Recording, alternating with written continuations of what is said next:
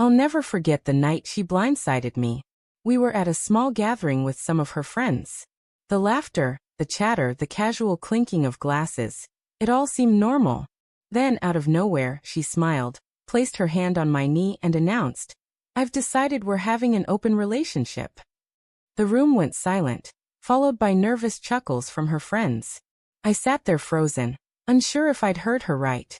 My heart pounded in my chest as I tried to process her words.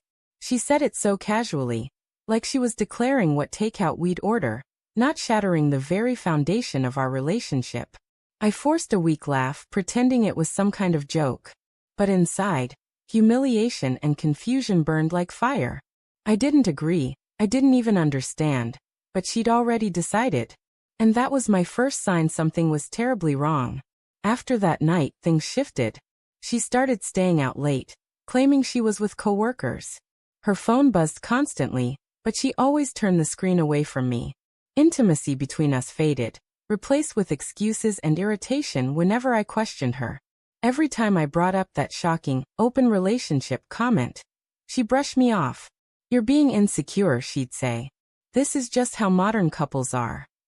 But deep down, I knew this wasn't some mutual arrangement. It was a cover. My gut screamed at me that she had already crossed the line long before her little announcement. And if I wanted the truth, I'd have to find it myself.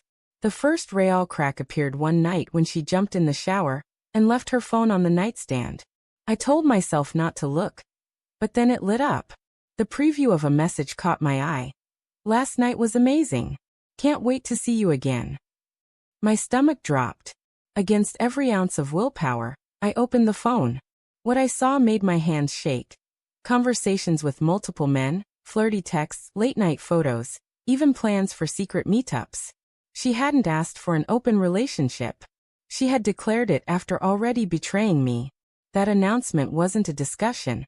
It was an excuse to legitimize what she'd already been doing behind my back. I put the phone down before she returned, my chest heavy with rage and heartbreak. From that night on, I paid attention.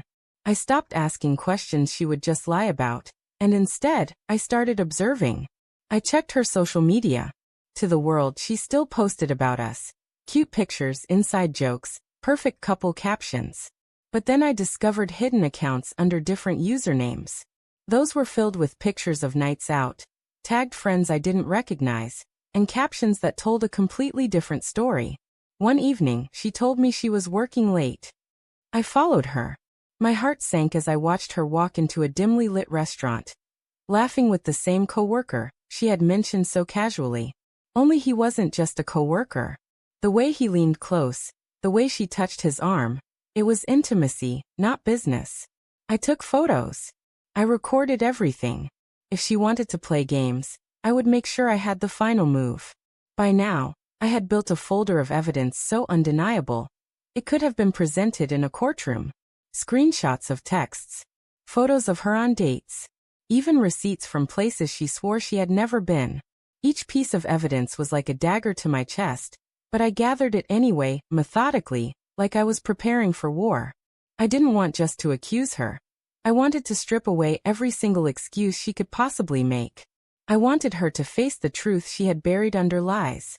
So I waited for the right moment. A quiet night at home, just the two of us. She was sipping wine, scrolling through her phone, acting like nothing was wrong. That's when I pulled out the folder and placed it on the table between us. Her smile faltered. "What's this?" she asked, her voice laced with nervous laughter. "Evidence," I said calmly. She scoffed. "Evidence of what? You're being ridiculous again." I opened the folder and slid the first photo across the table. Her face tightened. Then another, screenshots of her late-night messages. Her hand trembled as she pushed the papers back toward me, but I pushed them right back. "Don't tell me I'm insecure. Don't tell me I agreed to this open relationship. You never asked me. You decided because you were already cheating." She tried to laugh it off, but her voice cracked. "You're blowing this out of proportion." I laid down the final piece, a video of her cozy dinner with her so-called coworker. Her face drained of color. She had no words left, no excuses that could erase what I had just shown her. For the first time in weeks, the power shifted. She was the one cornered, exposed, humiliated.